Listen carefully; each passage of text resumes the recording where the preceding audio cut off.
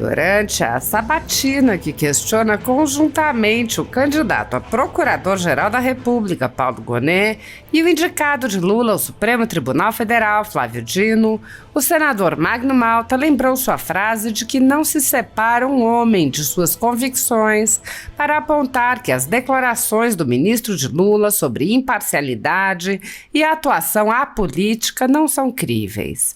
O senador lembrou que já participou de muitas sabatinas de candidatos ao Supremo e disse: "Essa frase eu já ouvi de todos."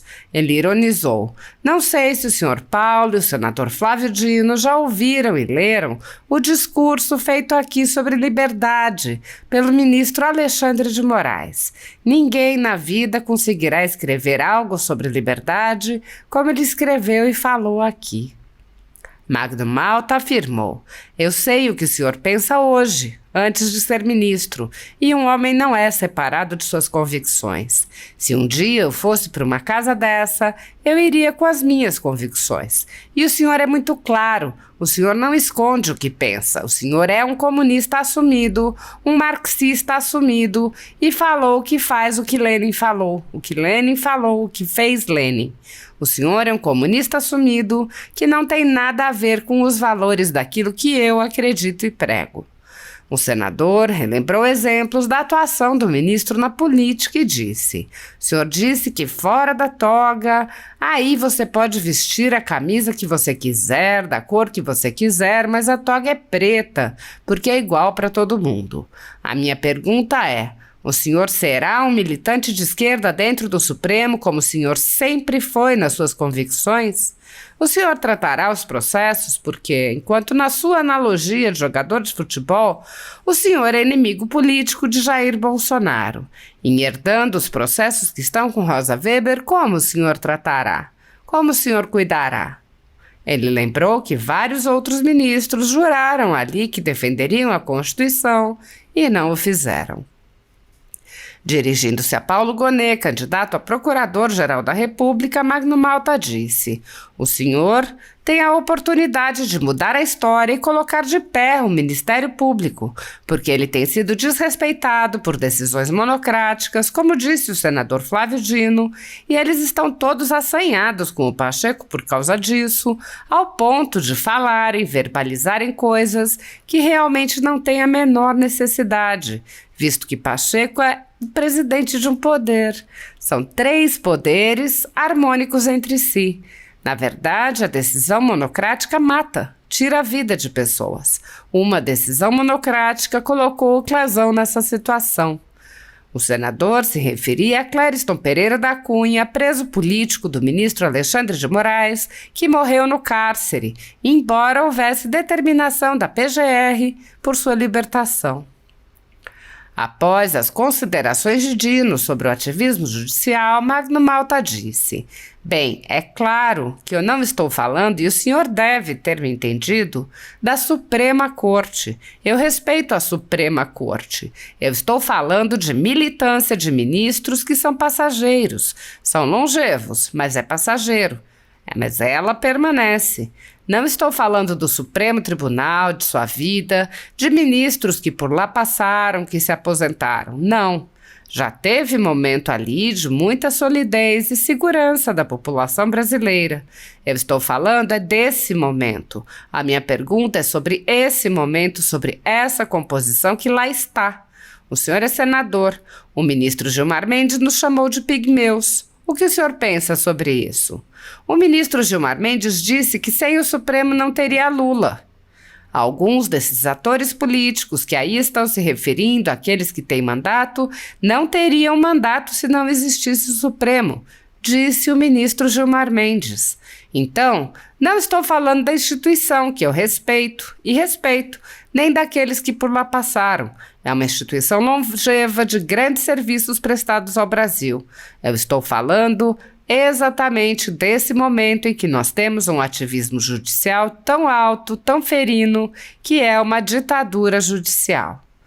O senador, que é pastor, respondeu às citações bíblicas feitas por Dino, dizendo: "O senhor faz um aceno, na minha visão, debochado, mas eu vou seguir na minha linha. E a minha linha é que eu estou falando desse momento do ativismo. Estou falando do momento do perder o mané. Estou falando do momento do derrotamos o bolsonarismo. Frase de um ministro que hoje é ministro do Supremo e de uma corte. Quando esse ministro advogava, de fato, absolveu e pessoas, por decisão monocrática, inocentes, estão presas. O senador acrescentou: eu estou falando desse momento, dessa Suprema Corte, para onde o senhor está indo.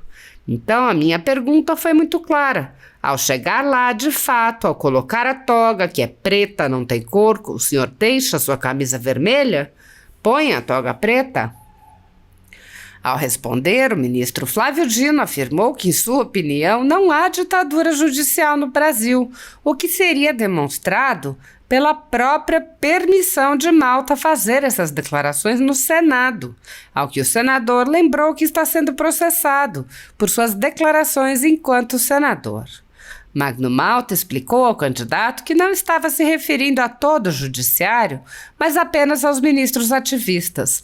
Ele disse: não me referi ao judiciário como um todo no Brasil. A primeira instância no Brasil não existe, a segunda instância não existe exatamente pelo ativismo do Tribunal, do Superior, do nosso STF. E a palavra facínora é do senhor, não é minha. Esse Supremo Tribunal Federal não respeita a primeira instância, nem a segunda, nem o Ministério Público. Juízes e promotores pelo Brasil estão pagando hoje. A gente ouve deles a angústia e o desespero de serem desmentidos e desrespeitados em suas decisões. A ditadura da toga segue firme. O Brasil tem hoje presos políticos e jornais, parlamentares e influenciadores censurados. A Folha Política tem toda a sua receita, gerada desde 1º de julho de 2021, confiscada por uma canetada do ministro Luiz Felipe Salomão, ex-corregedor do TSE, com aplauso e o respaldo dos ministros Luiz Roberto Barroso, Alexandre de Moraes e Edson Fachin.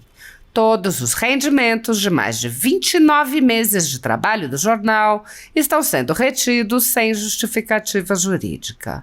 Anteriormente, a Folha Política teve sua sede invadida e todos os seus equipamentos apreendidos a mando do ministro Alexandre de Moraes.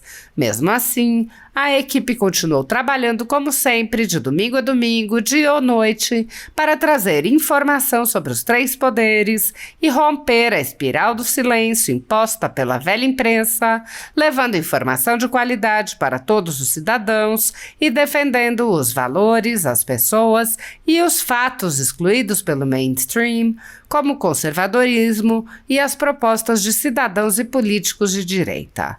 Se você apoia o trabalho da Folha Política e pode ajudar a evitar que o jornal seja fechado pela ausência de recursos para manter sua estrutura, cumprir seus compromissos financeiros e pagar seus colaboradores, doe qualquer valor à empresa Raposo Fernandes por meio do Pix, cujo QR Code está visível na tela, ou por meio do código ajude@folhapolitica.org. Caso não utilize Pix, há a opção de transferência bancária para a conta da empresa Raposo Fernandes, disponível na descrição deste vídeo e no comentário fixado no topo. A Folha Política atua quebrando barreiras do monopólio da informação há mais de 10 anos e, com sua ajuda, poderá se manter firme e continuar a exercer o seu trabalho. Pix ajude@folhapolitica.org. Assista. Senador Magno Malta.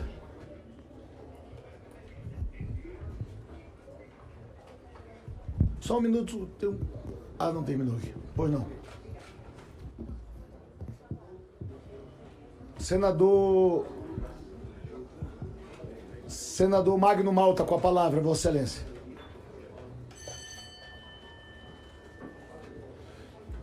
Senhor presidente Davi Alcolumbre, Dr. Paulo, senador Flávio Dino,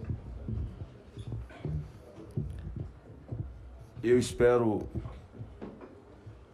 acho que só o decano Gilmar Mendes, eu não participei da sabatina dele, e também do André Mendonça e do Castro, porque não estava aqui. Mas eu vou esperar para ver, diante das suas palavras, diante das suas colocações, que o senhor será de fato a exceção daquilo que eu vejo. Todos os sabatinados que se assentaram aqui, eles todos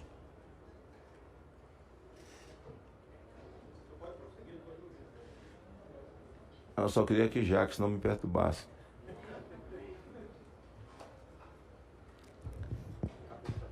Porque para mim, um homem nunca será separado das suas convicções.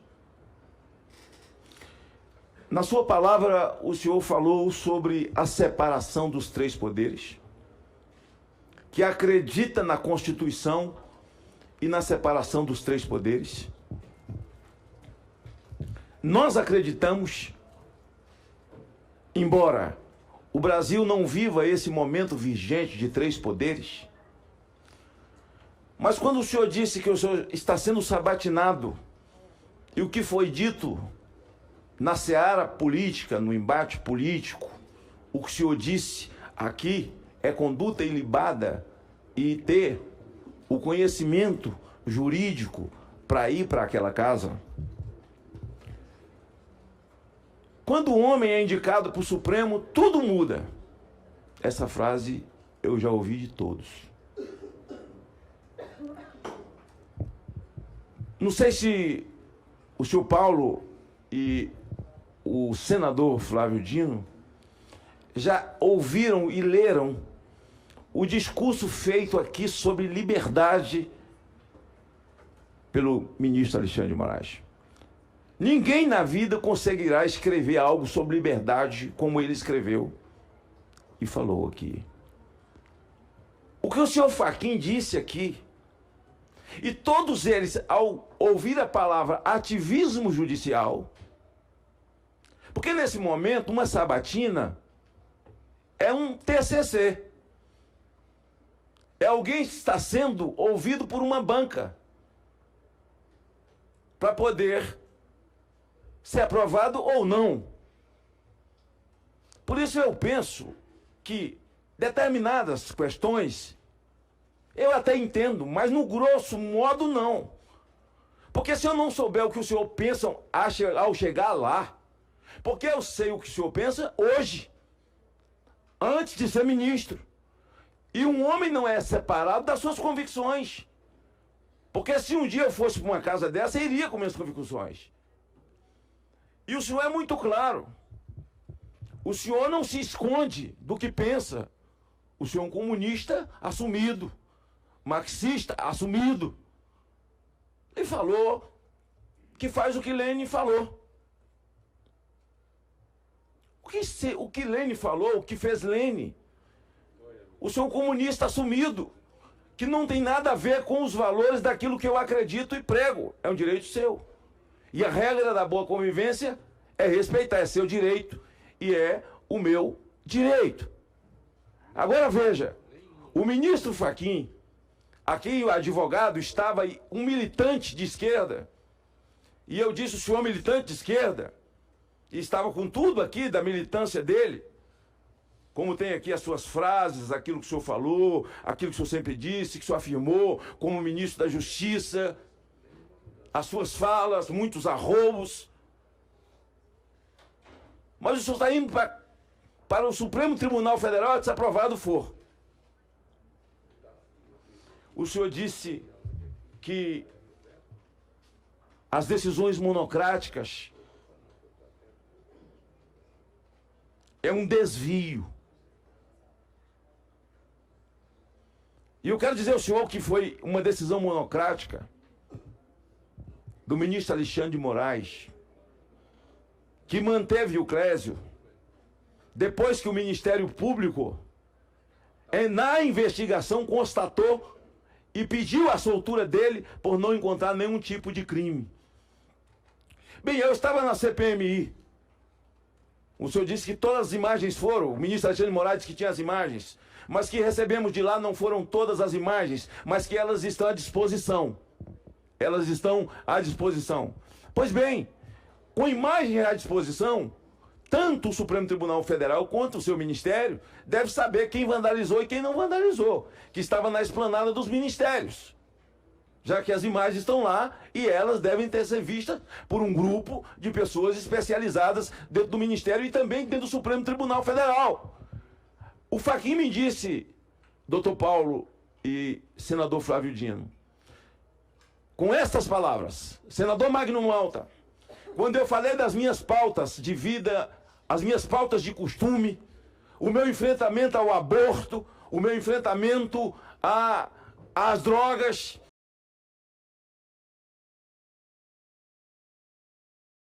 ele só disse assim a mim, senador, quando um homem chega no Supremo Tribunal Federal, quando ele é votado e é aprovado, tudo muda. Começa do zero. Eu disse, como assim? Ele disse, é um novo começo. E eu disse, não, ministro, não se separa um homem das suas convicções. O senhor, uma vez aprovado, irá para o Supremo no lugar de Rosa Weber, que fez questão de declarar o seu voto numa questão que é do Legislativo, que é o debate sobre o aborto. O senhor deve herdar mais ou menos 300 processos que ficaram. E entre esses processos que ficaram, que lá estão alguns processos que foram construídos em cima de narrativas e foram parar no Supremo, que envolve o ex-presidente Jair Bolsonaro. O senhor fez analogia do zagueiro, do centroavante e do goleiro. Hoje, no exercício de ministro da Justiça, o senhor tinha uma posição. Lá o senhor terá outra. Eu pergunto, com a minha crença de que um homem carrega consigo as suas convicções, e o senhor nunca se escondeu do fato de ser comunista, e sempre comentou sobre isso, nunca negou para ninguém. E eu disse ao seu relator, de todos que vai ser sabatinado, é o mais claro de todos. Porque o que o senhor fala está registrado, está colocado. A sua fala sobre... Não tem crime nenhum nisso. Quem quer defender, fala, mas vocês foram eleitos senadores e deputados com essa mesma... Não, essa discussão é sobre eleição majoritária. Quando o senhor falou, o senhor foi candidato a governador. Nós estamos falando de eleição de presidente. E qualquer um pode falar mal de uma. Não precisa não falar mal dela. Agora, posso? Maduro tirou uma onda, cara, falando do voto. É verdade se isso foi falado há 15 anos atrás, há 14 anos atrás, há 13 anos, não interessa. E se foi falado agora, qual é o crime? E ele foi colocado inelegível. Eu pergunto, herdando 300 processos da ministra, que ao perguntado por mim aqui sobre o ativismo judicial, me disse, senador, o ativismo judicial no Brasil existe. E se o ministro do Supremo quer fazer política, quer militar, ele tire a toga e vá disputar a eleição. O senhor disse que fora da toga, aí você pode vestir a camisa que você quiser, da cor que você quiser, mas a toga é preta, porque é igual para todo mundo. A minha pergunta é, o senhor será um militante de esquerda dentro do Supremo, como o senhor sempre foi nas suas convicções? O senhor tratará os processos, porque enquanto, na sua analogia, jogador de futebol, o senhor é inimigo político de Jair Bolsonaro. Em herdando os processos que estão com Rosa Weber, como o senhor tratará? Como o senhor cuidará? Porque que o senhor seja a exceção da regra. Porque todos que passaram aqui, o que eles disseram, pegue, meu presidente Davi Alcolumbre, as notas taquigráficas, as filmagens aqui dessa casa, da sabatina de Rosa Weber, da sabatina de Alexandre de Moraes, da sabatina de Barroso, da sabatina de André Mendonça, que disse aqui, e eu estou dizendo, é o terrivelmente evangélico. Eu estava aqui de máscara, sem mandato, mas vim trazer o meu apoio. E durante aqueles 4 meses de atraso de Davi, eu batia mesmo de longe. Né? Ele disse na vida, a Bíblia, no Supremo, a Constituição. A primeira oportunidade que ele teve de votar, ele violou o artigo 53 e condenou Daniel Silveira. Não é para cumprir a Constituição? O senhor, se aprovado aqui, o senhor sairá com o título de guardião da Constituição. Eu rogo que o senhor seja a exceção da regra, porque todos que lá estão são militantes políticos. Na hora da tréplica, eu vou fazer a minha tréplica perguntando ao senhor, porque eu gastei meus 10 minutos falando diretamente ao senador Flávio Dino, né? E aí eu quero perguntar ao senhor que nós tivemos brindeiro engavetador, né? Aqui, depois tivemos outros, o senhor tem a oportunidade de mudar a história e colocar de pé o Ministério Público, né? Porque ele tem sido desrespeitado por decisões monocráticas, como disse o senador Flávio Dino, e eles estão tudo assanhados com o Pacheco por causa disso, ao ponto de falarem e verbalizarem coisas que realmente não tem a menor necessidade, visto que Pacheco é o presidente de um poder, e são 3 poderes harmônicos entre si, e na verdade, a decisão monocrática mata a vida de pessoas, e uma decisão monocrática colocou o Crezão nessa situação. Concedo a palavra ao senador Flávio Dino. Eu agradeço os questionamentos, senador Malta. Existe uma passagem na carta de Tiago que a fé sem obras é morta. Então, mais do que falar de convicções, eu as lastreio em obras, prática. 34 anos de serviço público não são palavras ao vento. Por isso eu quero manifestar enfaticamente toda a minha confiança no Supremo Tribunal Federal. É claro que como instituição humana, ela não é perfeita, mas eu realmente não posso concordar com a ideia de que todos os ministros, todas as ministras que por ali passaram ao longo de décadas e os atuais sejam inimigos da nação. Realmente eu quero dizer que discordo de Vossa Excelência, claro que o senhor tem todo o direito de considerar o que quiser, mas eu realmente tenho, como brasileiro, muita confiança no Supremo Tribunal Federal como instituição. Como disse Campos Salles, o 4º presidente republicano, é a joia das instituições republicanas. Então, assim, considero e, portanto, remarco essa diferença em relação a Vossa Excelência. Sobre o ativismo judicial, em outro momento eu terei assim, o maior prazer de debater com o senhor, porque é um tema que remonta ao início do século XIX. A primeira decisão ativista da Suprema Corte dos Estados Unidos data de 1803, liderada por Chief Justice Marshall, num caso fundamental para a história do direito constitucional. Nós temos decisões ditas ativistas para todos os lados. O senhor sabe que no século XIX, a Suprema Corte dos Estados Unidos legitimou a escravidão. A Suprema Corte dos Estados Unidos, em 1896, consagrou a doutrina dos separados porém iguais, que permitia segregação racial em escolas. Isso era ativismo. Em 1905, o Estado de Nova York aprovou uma lei limitando a jornada de trabalho dos padeiros em 60 horas semanais. Essa lei foi declarada inválida pela Suprema Corte dos Estados Unidos porque violaria a liberdade de contratação. É uma decisão ativista.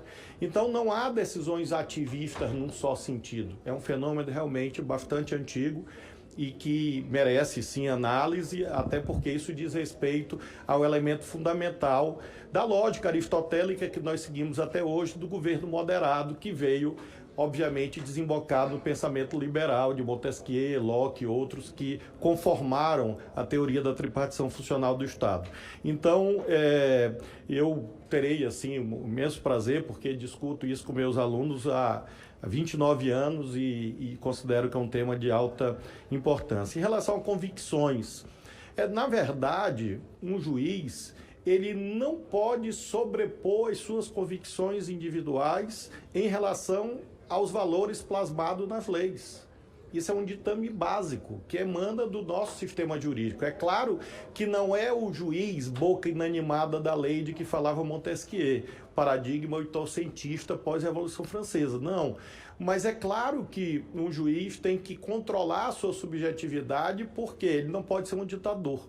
Então, evidentemente, eu considero que convicções pessoais, muitas vezes fiz isso na minha vida de magistrado, 12 anos de magistrado, em vários tribunais, várias cortes. Às vezes você faz o que os da área do direito sabem, que você ressalva o seu entendimento pessoal e diz, acompanho tal posição ressalvando o meu entendimento pessoal. Então eu afirmo ao senhor que assim fiz durante 12 anos e assim seguirei fazendo, assim como a política ensina. Quando uma lei é votada, nenhum relator impõe a sua vontade. Ele precisa consertar com C, é preciso articular.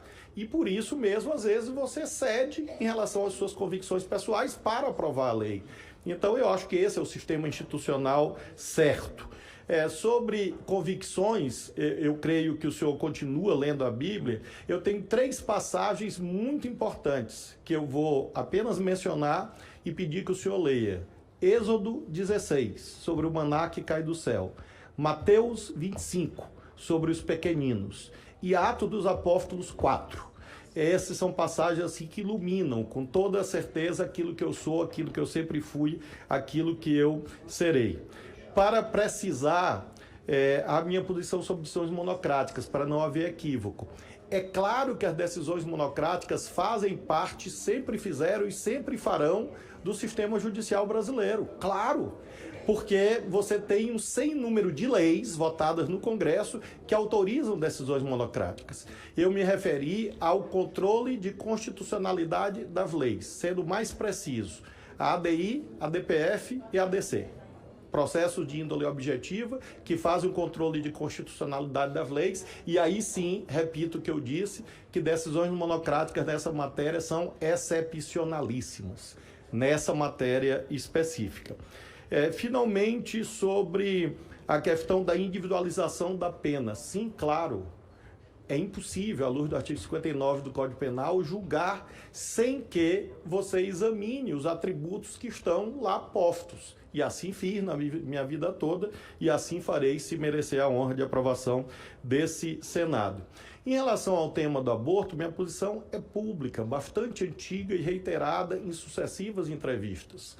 Eu, assim como Norberto Bobbio, tenho uma posição jurídica, no sentido de que o sistema jurídico, o sistema legal, pode ser debatido, talvez, no Congresso Nacional. Norberto Bobbio teve uma posição muito restritiva em relação ao direito ao aborto na Itália. Então, eu não imagino realmente que é caso de uma decisão judicial sobre isso, e sim de um debate no Parlamento. Como o senhor sabe, é claro que esse processo já foi votado pela ministra Rosa e, evidentemente, eu não posso, eventualmente, rever o voto que ela proferiu, respeitável, não há dúvida, mas desconforme com aquilo que, particularmente, eu penso. E vários aqui têm mencionado uma confusão entre adversário político e inimigo pessoal. Eu não sou inimigo pessoal de rigorosamente ninguém. Tanto é que a bancada federal do Maranhão, todos os partidos políticos, inclusive o seu, todos os parlamentares do seu partido assinaram uma nota em meu apoio. Então eu não cultivo inimigos pessoais. Falam, o Bolsonaro, etc. Eu almocei com o presidente Bolsonaro no Palácio do Planalto. Ele me convidou e eu almocei com ele. Foi um almoço normal.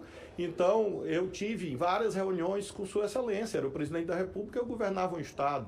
Uma coisa é adversários políticos. Sim, o senhor já foi em algum momento meu aliado político. Nós dividíamos juntos relatorias, eu na Câmara e o senhor no Senado. Hoje, infelizmente, o senhor está em outro campo, mas eu não considero o senhor inimigo pessoal. Então, essa é a nuance que determina a posição jurídica futura.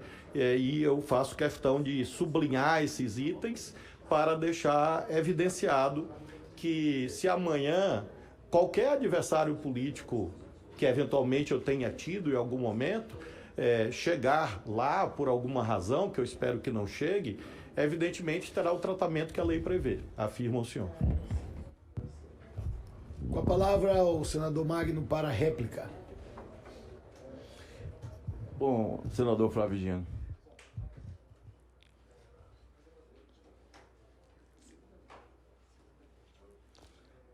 Bem, é claro que eu não estou falando, e o senhor deve ter me entendido, da Suprema Corte.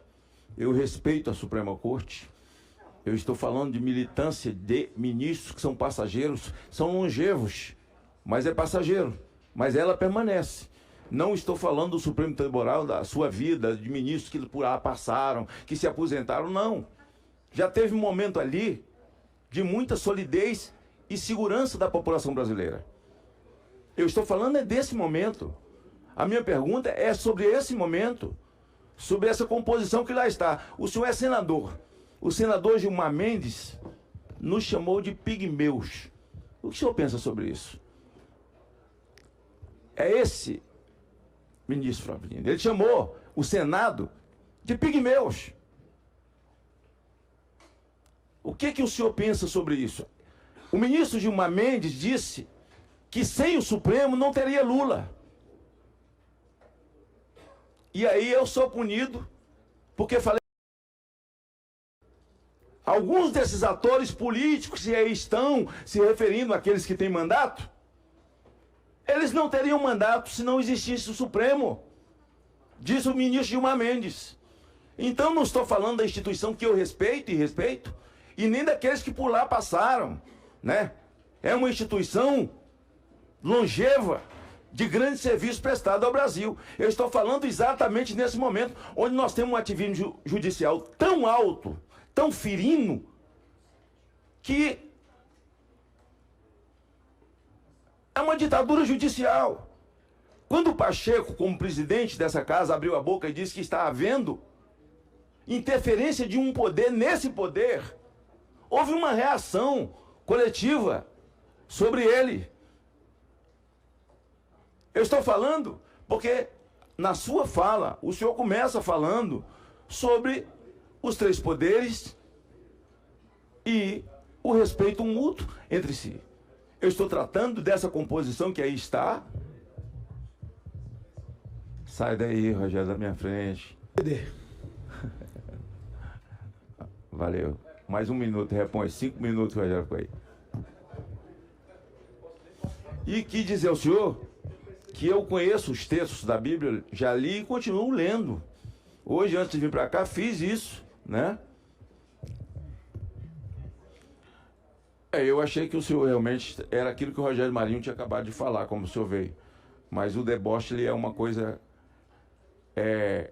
peculiar, faz parte, né? O senhor me citou os textos e eu disse que os conheço, os li, né? E o senhor faz um aceno, na minha visão, debochado, mas eu vou seguir na minha linha. E a minha linha é que eu estou falando desse momento do ativismo. Eu estou falando do momento do perder o mané.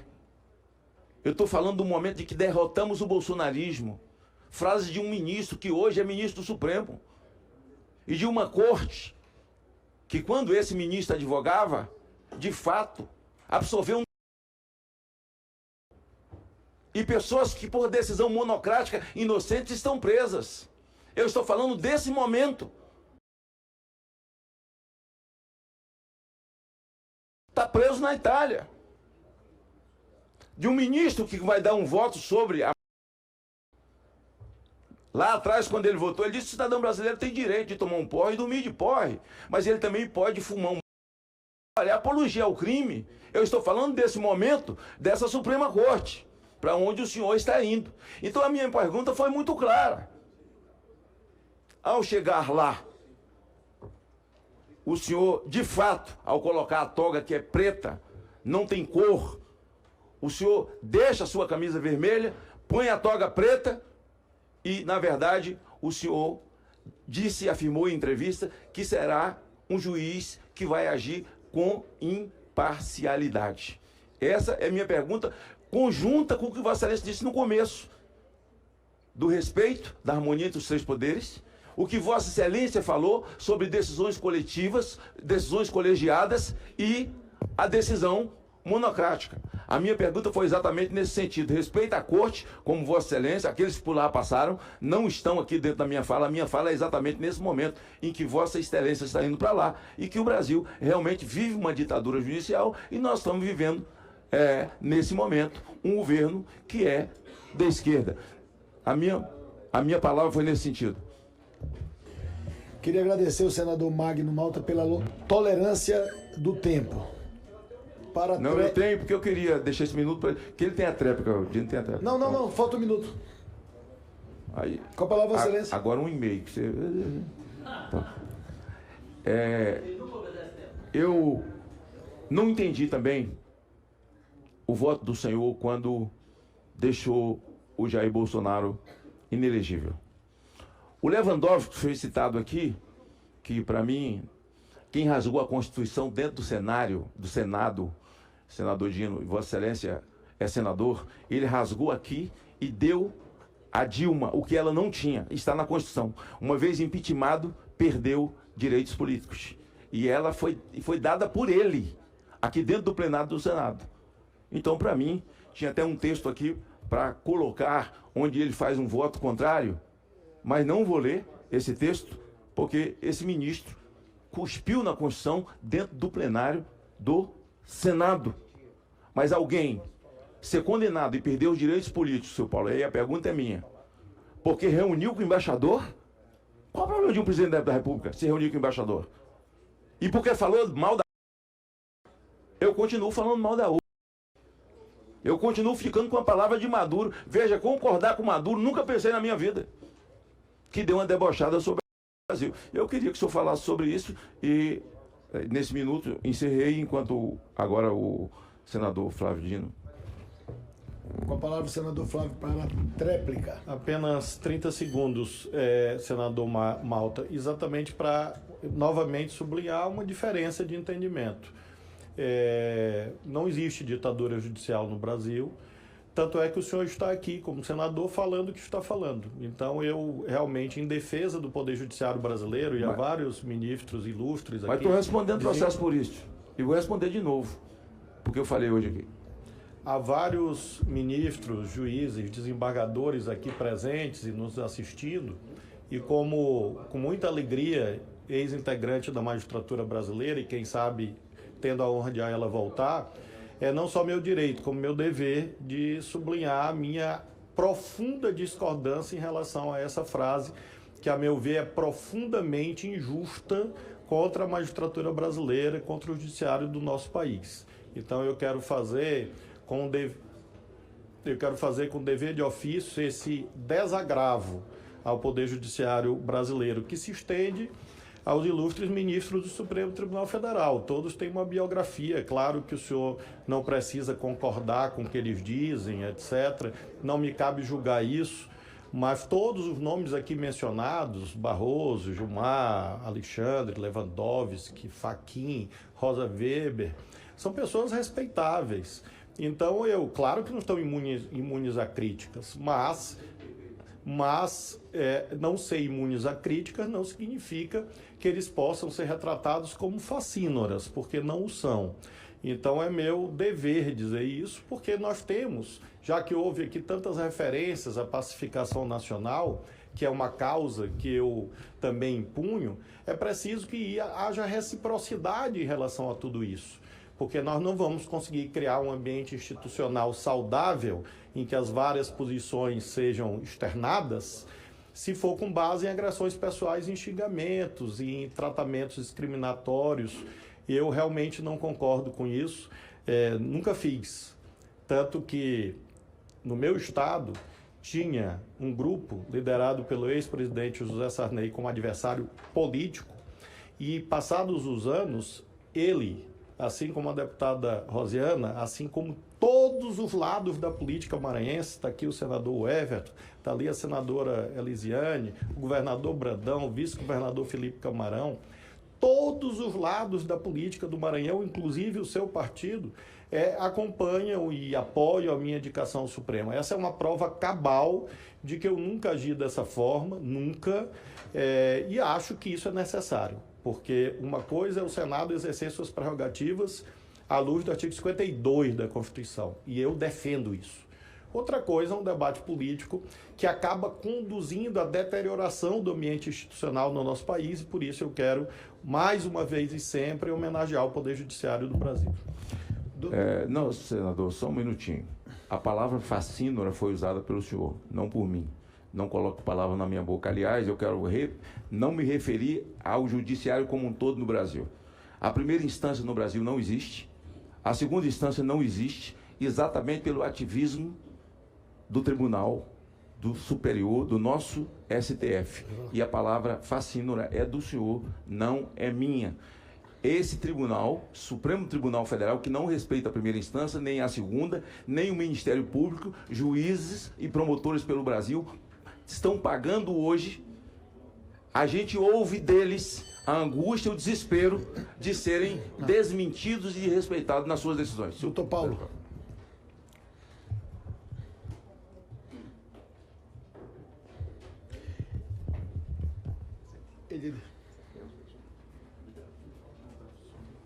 O som aqui, eu acho que alguém tá... Toda hora tá cancelando aqui o som. Estão dando uma força grande aqui para a comissão hoje. O som aqui. Posso pegar esse aqui? Deixa eu tentar com esse. Ligou lá. Ah, ligou. Muito obrigado, presidente. Obrigado, senador. Com relação ao parecer que eu preferi no desempenho das minhas funções de vice-procurador-geral eleitoral, eu posso dizer que, como todos os outros pareceres que eu proferi, resultaram de uma convicção depois de um estudo apurado dos fatos que estavam relatados nos autos. O parecer tinha mais de 40 páginas, seria difícil eu agora, no tempo exíguo que eu disponho, de tréplica, expor exatamente todas as razões que me levaram a essa convicção. Mas o que eu posso afirmar a Vossa Excelência os fatos que foram apurados me pareciam estar enquadrados na hipótese prevista na lei. A lei ligava a esses fatos a consequência da inelegibilidade. O que eu fiz foi apenas seguir o que a lei determinava. Se Vossas Excelências acham que há de haver uma recomposição desse tipo eleitoral, não cabe a mim elaborar essa redefinição, mas essa é uma atividade estritamente do órgão legislativo de Vossas Excelências. Próximo senador inscrito, senador Marcos Duval. Presidente, eu tenho que aguardar o candidato Flávio Dino. Eu posso